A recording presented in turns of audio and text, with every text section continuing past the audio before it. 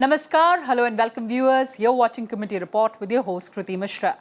Today we'll take a closer look at the report of the Parliamentary Standing Committee on Energy on the renewable energy sector in India and the financial constraints.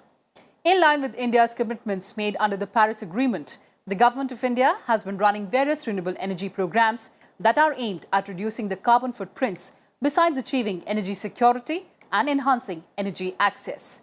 The renewable energy sector has a target of 175 gigawatts that has ensured considerable growth in the sector and made renewable energy as one of the fastest growing sectors in the country. Before the detailed analysis, let's take a look at this report.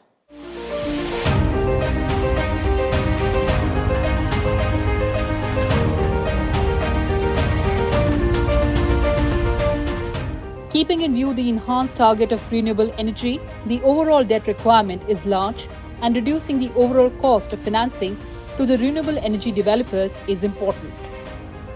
The committee recommended that the Ministry of New and Renewable Energy finds alternative financing mechanisms such as green bonds and explore the possibility of prescribing banks and financial institutions to invest a certain percentage of their investments. The committee observed that the banking sector has a reluctant attitude towards financing renewable energy projects. It recommended the ministry to encourage financing RE projects by public sector lenders like Power Finance Corporation through policies that reduce cost of funds.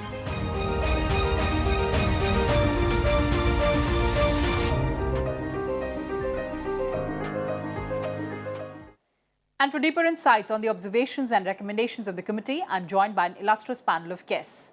Joining us through virtual platform, Mr. Pradip Kumar Das, Chairman and MD, Indian Renewable Energy Development Agency Limited. And in the studio, we have with us Mr. Sunil Jain, Chairman, Indian Renewable Energy Alliance. I welcome both of you on Sunset TV and thank you so much for joining us. And Mr. Das, let me begin the program with you. Considering the target of 175 gigawatts renewable energy installations by 2022 and 500 gigawatts by 2030, the overall financing requirement is very large. What is the roadmap ahead for it? See, first of all, this 175 gigawatt target, what it was first given by our Honorable PM in the Paris Convention, we have already surpassed that. And by 2030, we have 500 gigawatt target. I'm quite confident we will be surpassing that also. But yes, there are challenges. See, last 2 years, which is considered to be the worst ever year in the history of our generation or of the business world, you can say. But during that period also, a lot of measures has been taken by Government of India as well as RBI and various NBFCs, including IREDA and banks, to support and promote RE. So whatever assets would have been otherwise been stressed, RBI has allowed a lot of leeway so that through that support mechanism, the project could sustain and this should not be considered as NPA. And as a matter of fact, incidentally, if you see the IREDA's result in last 2 years, our NPA has been drastically reduced in last 2 years. And last 2 years, we have done phenomenal business. And the best business in the history of IREDA has happened in last 2 years. So, which speaks, and as you all know, that IREDA has been doing this renewable energy development through financing and as well as extended arm of MNRE for RE development in the form of various scheme implementation, subsidy or policy, whatever is there. IREDA has been playing that motherly role since 35 years. And last 7 to 8 years, Government of India has focused and the RE developer in the country, they have also focused for fastest RE development. And if you look at India's installed renewable energy capacity increased by 396% in last 8.5 years and stands at more than 159.95 gigawatt, almost 160 gigawatt, including large hydro, which is about 40% of the total capacity as in March 22. And India today ranked third globally for the total renewable power capacity addition, that is 15.4 gigawatt in 2021, following by China and US. So Renewable 2022 Global Status Report, as per this report, and India's new investment in renewable energy increased 70% to USD 11.3 billion in the year 2021. And if you see till 2029-30, as per the report of MNRE, 8,17,254 megawatt is going to be added. Yes. So that is 817. Whereas the target what we have committed is 500. That is global commitment 500, whereas the ministry internal target we are having around 817. And for achieving this 500 gigawatt, let us talk now 500 gigawatt, where you raised the issue of 175 and 500. So let us talk about this 500 gigawatt. For achieving this 500 gigawatt, if per year at least 1.5 lakhs to 2 lakhs crores of investment is required in the country. Exactly. And if you see the investments, government has already given the FDI route in this. So a lot of funds are coming and they are investing. Most of the equity funds, they are also coming from abroad. And as far as debt market is concerned, last 2 years, the domestic debt market has given ample opportunity to raise fund at a very low cost.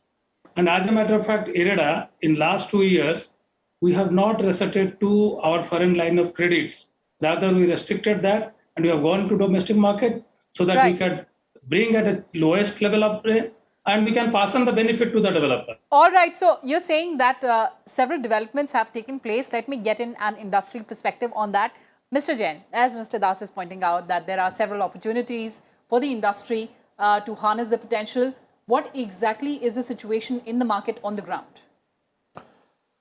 Well, firstly, the targets, what they are, Honorable Prime Minister has committed 500 gigawatt and the industry has to rise to that. But it is also a fact that in the last 8 years, the maximum we have done in a year is 16 gigawatts. Yes. And if we are to achieve 500 gigawatt, which effectively means that we have to do almost 40 gigawatts every year, which is 3 times what we are doing right now, or at least 2.5 times.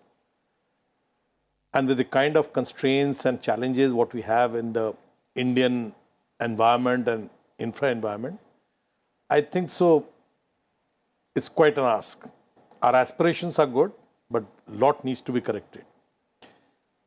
The biggest problem, of course, while the infra availability is a challenge, but so is the financing. If we look at the past history, majority of the finances have come from the banking industry or the non-banking financial institution. So last 8 years, we have been taking loans from the private banks. Public sector banks have been wary of financing renewables. And NBFCs have come to the fore. While I don't blame the banking sector because I believe that banking sector, there's an asset liability mismatch. You're financing a 25-year project with your cash availability of 7 years.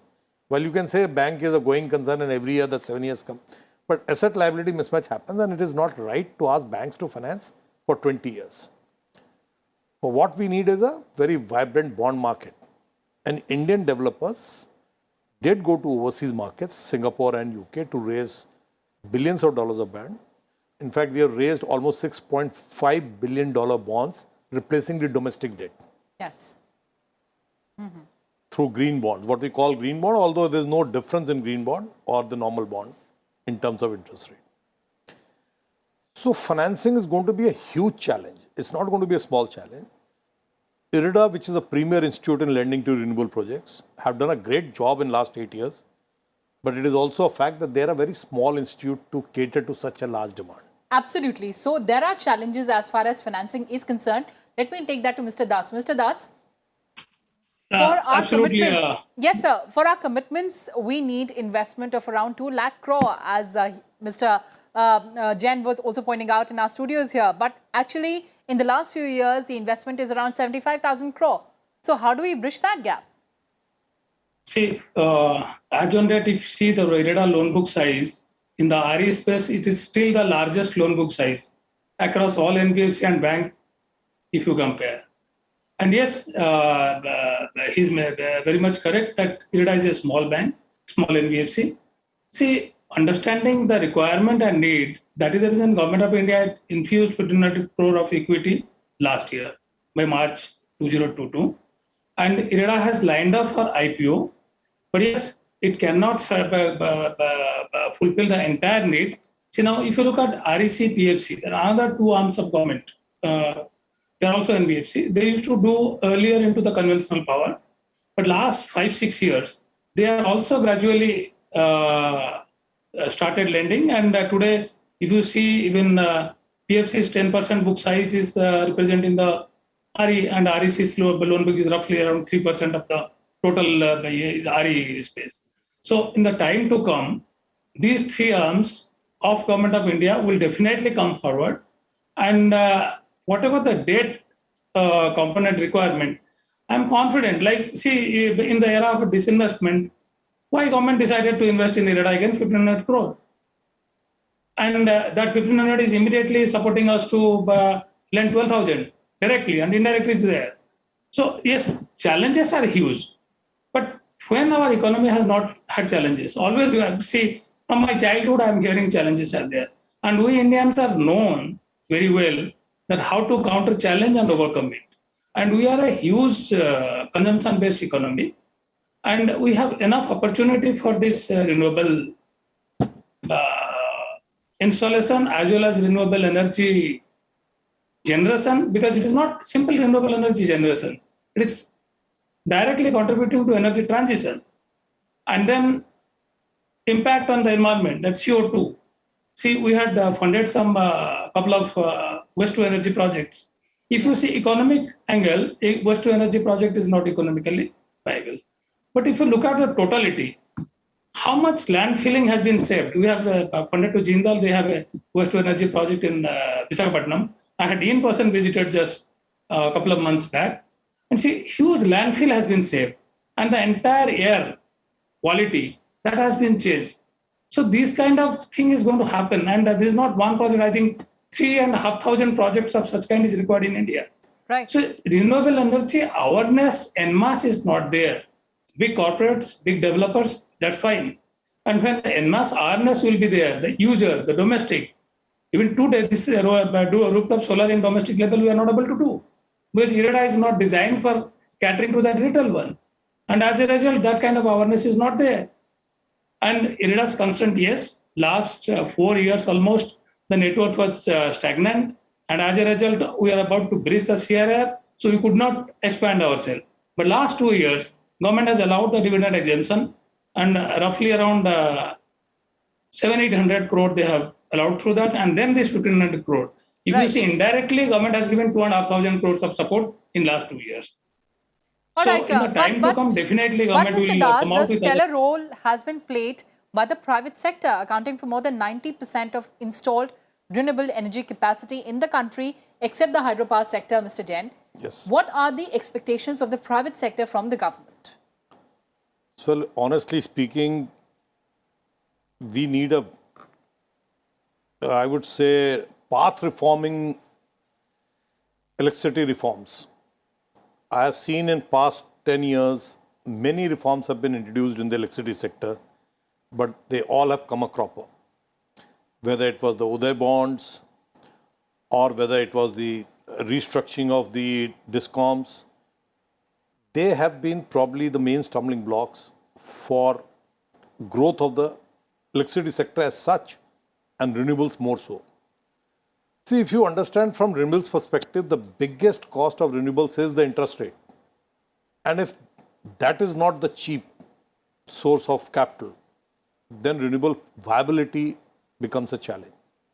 And on top of that, if you're not paid for what you supply, it's a disaster.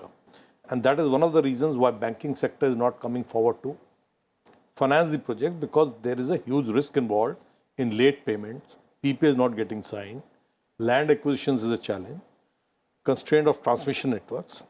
Well, these challenges can all be overcome provided the utility sector and the states reform the power sector unit.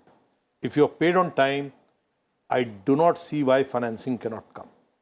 financing can come. So Mr. Jain, I think that's a very, very important point when you said that utilities in the states. Let me take that to Mr. Das. Mr. Das, as Mr. Jain is also pointing out, that some states have resorted to cancelling or renegotiating tariffs. There are also delays in receiving payments from the state-owned distribution companies. Consistency of policy is very important, and fixing these challenges, how do we do that? See, the DISCOM is ultimately the last leg in the value chain of the power system. And this is a hard reality that most of the DISCOM's financial or liquidity problem is chronic. And this is not just simple economic problem, it's a socio-cultural and economic problem. By doing this, a lot of the MOP had brought in time to time several reform measures like corporatizing the state electricity boards, then making the mandatory provisions like analyzing the audits, reducing the gap in ARR and ACS. But those measures, whatever so far has been taken, it has not been so much impactful in those. See, it is a concurrent subject, power. Central government can formulate the policy at the central level, and the state level, they have to implement, and they can also formulate their policy. And these state regulatory commissions, they are the authority who is deciding the tariffs and all. And let us accept that how these tariffs are decided. But when tariffs are decided, it is not just decided on economic ground. This is also decided on other factors, considering the socio-cultural political scenario in the respective states. And see, if you look at, there are some states who have done a lot of improvement. I'm not taking any state's name. There are many states who are yet to do it. Now, MOP has introduced again a reform. See, all along how they were meeting their these gaps. See, REC, PFC, that the two arms of MOP who continued their support for uplifting and sustaining the sector and uplifting these distribution companies through various schemes. But again, recently MOP has issued a guideline, again a reform guideline.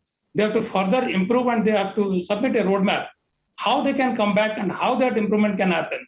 And again, this, if you see 1920, the losses were around 34,500 crore, which is further widened to 21-22 to 59,000 crore of this DISCOMs. And the cabinet committee has already approved 3.03 trillion power distribution company reform schemes, wherein center's share will be 97,631 crore. So these reform schemes and reform measures are on the way, and it is responsibility of all state government and state developers and the consumers. See, if you look at 10 years back, what the situation was of the DISCOMs, what it is today, there is improvement. But certainly the improvement is not of that international standard where the international developer can come and invest here. I fully agree with Mr. Jain. When a developer is investing, if they are not getting their payment in time, then entire economics is, that pyramid is breaking. See, as a lender, we get into that NPA zone. And the moment it becomes NPA, then to bring that account, make it standard, it takes a quite long time. And then renegotiation on PPA, that is another one. One is delayed in payment. Then some states, they are talking about renegotiating the PPA. See, as you all know, that renewable energy is much more technology-centric in comparison to others. Yes. And the project construction period also, if you see, it's a very 6 months to 1.5 years you can take. I'm talking of wind, solar, and waste to energy and all, but hydro, it takes 2 to 3 years, 3 to 4 years, something like that, depending on the location and other area. See, when the construction period is so small and it is so much of technology centric, the only concern for the developer is the technology and the interest. Because once the COD happens, in the next 20, 25 years, whatever is there, if the PPA is in place, then the only interest cost is the cost in the project. Other things are very nominal, negligible. So, as Mr. Jain said, we need a more better matured bond market. See, now IREDA has already decided and to go for a debt-based alternate investment fund, which will certainly support to the further RE development and faster RE development. There we are expecting a lot of this superannuation fund, gratuity fund, insurance funds, they will be coming there. And in a nutshell, I can tell the developer what they are getting rate now, they can be benefited at least 35 to 60 pips in their rate. And that itself is a big amount. And as the interest rate is the only concern, the developer wants that whatever opportunity available in the interest market, that should be passed on since they are executing the project for a longer period. And any bank, be it IREDA, REC, PFC or bank or any agency, whoever are lending to them, it should not so happen that they are losing the opportunity after 1 year or 2 years, 3 years. That's why IREDA has designed a scheme that you come, you take, for you, as per your rating, this is the applicable rate. Once the COD happens, then immediately we give them a rebate. That means we are encouraging them that you complete the project faster. Second, once a COD is in place, operation data are available, and again we are encouraging them, go for a rating. Then again we are giving them a rebate. So these are nothing but reduction of rate. We are not directly reducing. We are rewarding for the efficiency. And probably that kind of approach is to be adopted everywhere. Not only for this interest, even for project execution also. Whatever incentive any other firm can be given, other agency also can look into.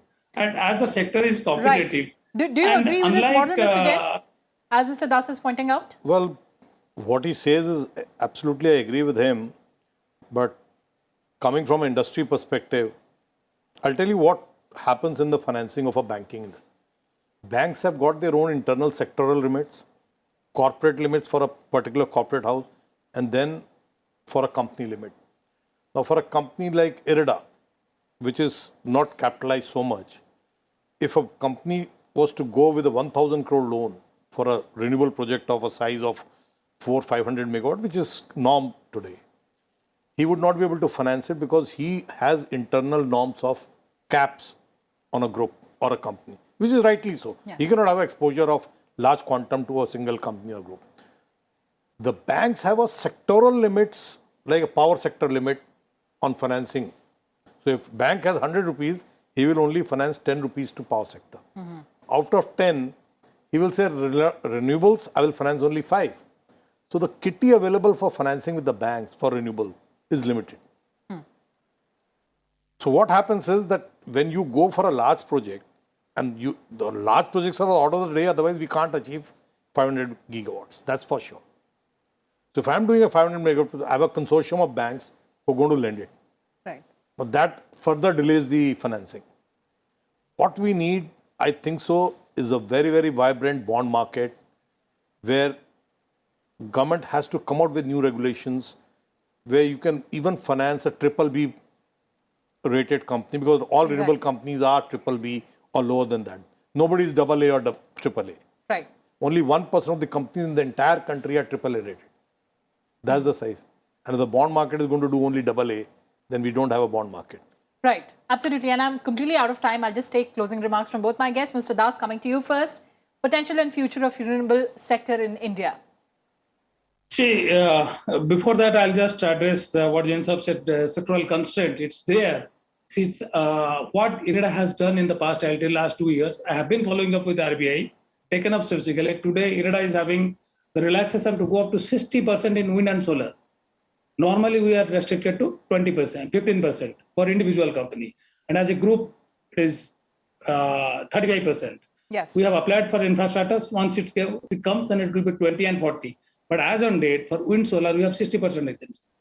So as on date, yes, that as long as the sectoral caps will be there, there will be issue. But what we are doing, we are handholding bank, we are going to form MOU, that we appraise the project, we do the downselling, or we do the consortium leading kind of thing. So that is the way we can do. Right. So why right, banks are having this kind of gap? Because banks do not have that kind of expertise, which is new and emerging, like this green hydrogen, e-mobility, these are emerging space.